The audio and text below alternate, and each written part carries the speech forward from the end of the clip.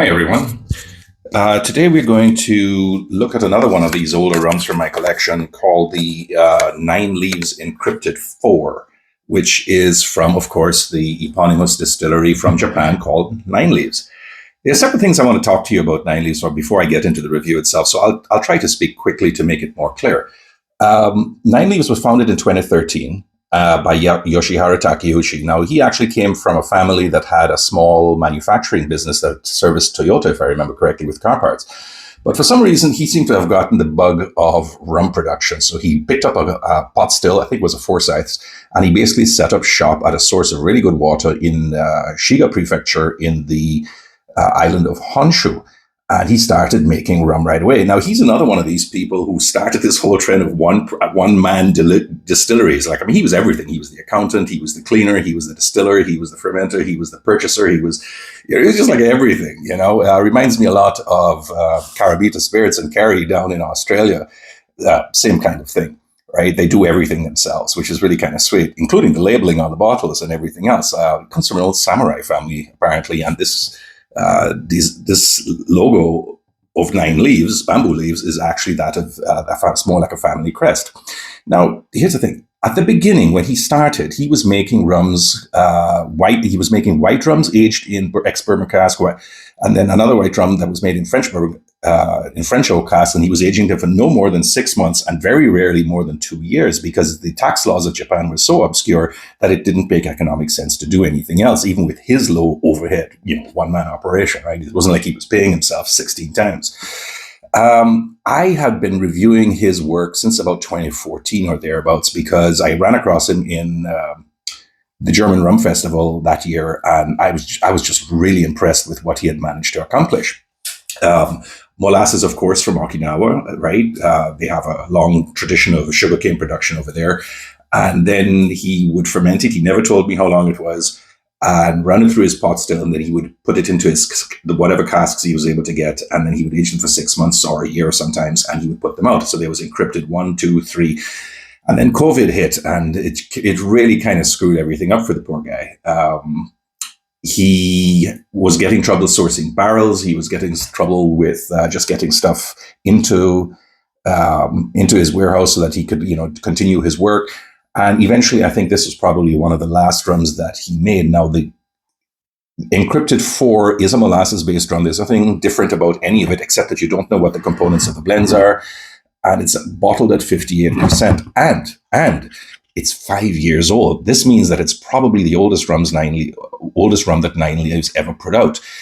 There are other rums right now from Nine Leaves that Velier has. And the reason why Velier has them is because, unfortunately, after Takeuchi-san's grandfather died, or his father died, he had to take over the family business, and he had to shut down. He was having all sorts of supply chain issues as well, so that didn't help. And therefore, he closed his distillery down, and Velier came in and bought all of his stock, all of his stills and everything. I have no idea what they did to them, but they certainly have been issuing the rums. And those rums that were on display at the 2024 Whiskey Live in Paris, holy crap, those things were great. And this is a precursor to all of them, because at 5 years old, it was probably one of the last aged rums that Yoshihara Takeuchi himself made, touched, developed, and did all on his own without anybody else getting involved. Right, 58%. And as usual, no chill filtration, no additives, no coloring, no nothing, right?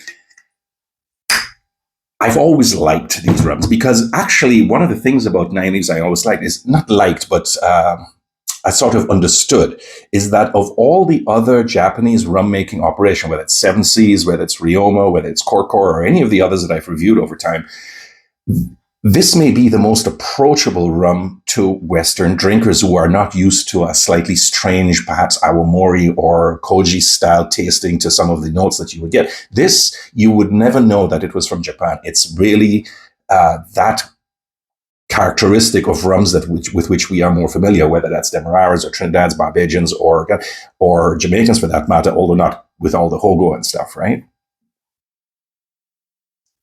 Whoa. I have to admit, that is a very nice rum.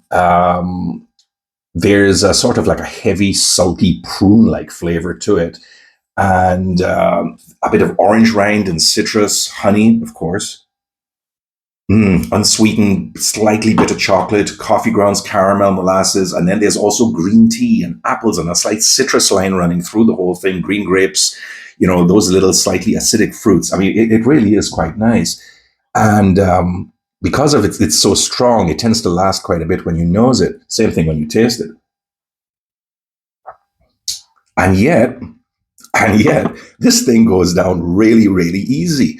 In point of fact, the moment you taste it, the fumes and the taste on the palate tend to make you think more of some sort of like a kimchi or a red, ruby red grapefruit juice, that kind of thing.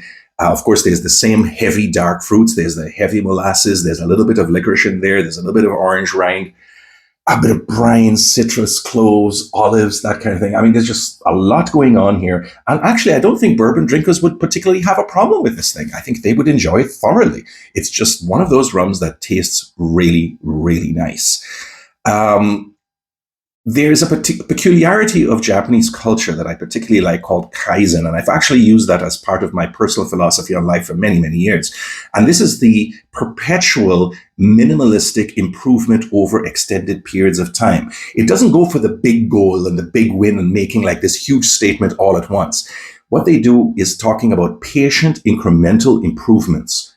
Each day you do a little bit better. Each day you do a little bit better. And if you look at the scores of the various encrypted and other 6-month-olds, whether it's the Angels Half or the Angels Tree or whatever that Nine Leaves has put out, and I've reviewed a lot of them, you'll notice that the scores have gradually been creeping up. That's no accident, because with everything that he did, Takeuchi-san learned a little bit and he added a little bit and he changed a little bit. And he came up with this thing, and this thing is really quite superlative. I actually scored it 86 points, and I think that's still where I would leave it to this very day. Mm, it is a nice rum, and the real problem I have with it is that we aren't going to get any more of these, right? I mean, even if the stills have been taken somewhere and you do something with it, it lacks all future rums made off of those stills, even if they use Japanese molasses, are essentially going to be without his short touch on them. I know that they didn't cost that much back in the day. I think this one might have been about €80 in about 2023, 2024 when I bought it. You can still get them in auction. They aren't terrifically expensive, although you will pay for them because, of course, now they're out of production. Now, interestingly enough, they say this is a blend, but then this says it's bottled 202 out of 269, which suggests that there's more than one barrel floating around there, each one with its own barrel component. So it doesn't say which barrel number it is, and the website doesn't have anything about it. All I can say is that it is a very good rum, and you wouldn't go too far wrong from picking it up. Or, for that matter, any of the other Nine Leaves rums that have existed in the past. You could, if you're fortunate enough to get a lot of them, then you can start to see the evolution of quality of which I speak. I do have reviews of the Velier releases, which were Nine Leaves from that they just transported the barrels over and then bottled them. But and those are very, very good. But I'll leave that for now, and I'll just leave you with this one. Encrypted 4 it came out in 2023 or thereabouts, and it really is a fantastic rum. You can't go wrong by getting yourself a bottle of it if you can. That's it for today, and I will talk to you next time.